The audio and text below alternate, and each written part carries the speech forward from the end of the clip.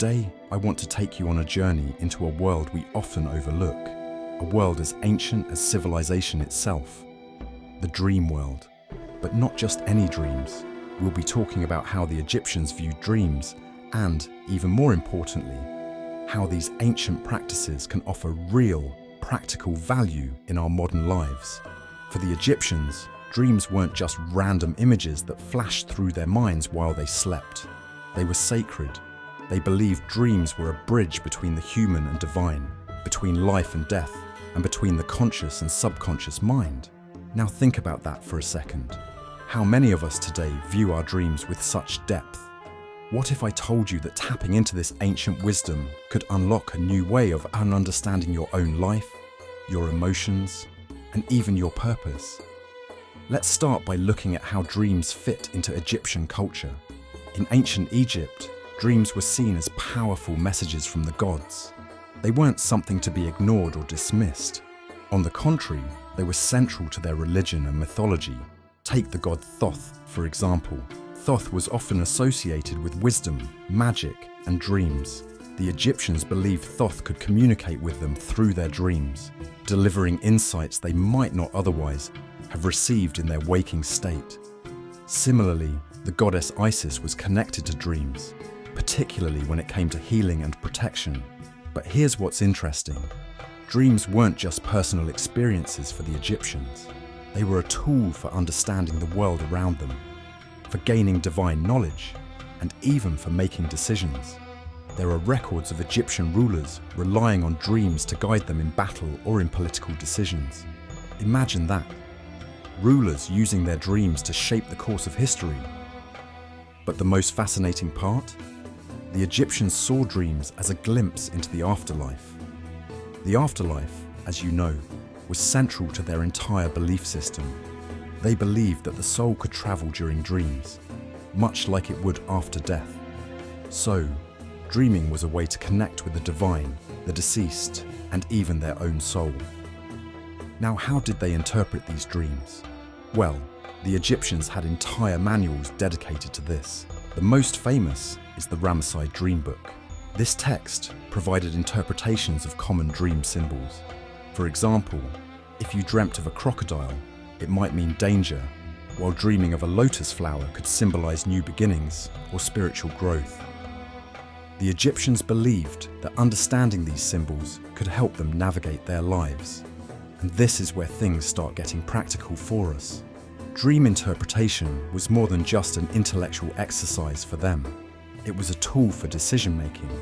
So why were dreams so powerful to the Egyptians? Part of it lies in their understanding of the soul. They believed that humans had multiple components to their being.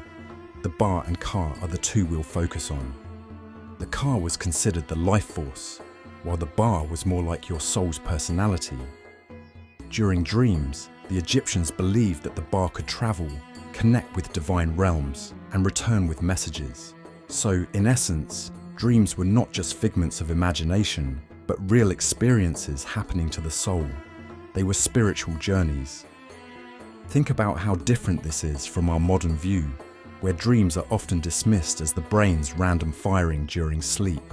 What if we too started viewing our dreams as real journeys, as messages or signals from our subconscious, or even something beyond that?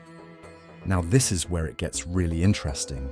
What can we, in our fast-paced, rational, modern world, possibly learn from these ancient dream practices? Let's start with a simple idea: dream journaling. The Egyptians didn't necessarily keep journals in the way we do today, but they were meticulous in documenting their dreams and their meanings.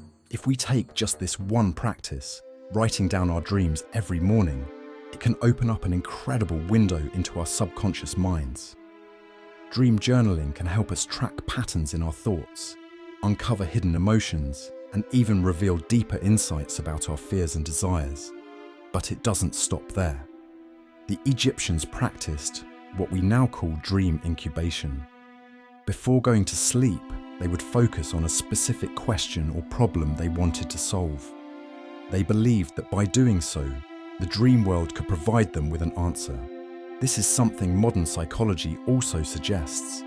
Many breakthroughs happen when we stop consciously thinking about a problem and let our subconscious take over. Imagine applying this to your own life. Let's say you're struggling with a big decision.